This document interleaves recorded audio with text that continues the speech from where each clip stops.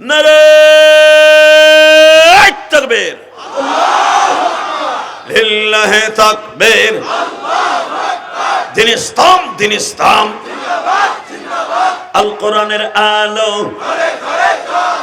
আল হাদিসের আলো, লিল্লাহি তাকবীর, এক এক অ্যাকশন, এই পোলা কথা কস্তাকে, এক এক অ্যাকশন, আলিফের রক্ত, শহীদ আলিফের রক্ত,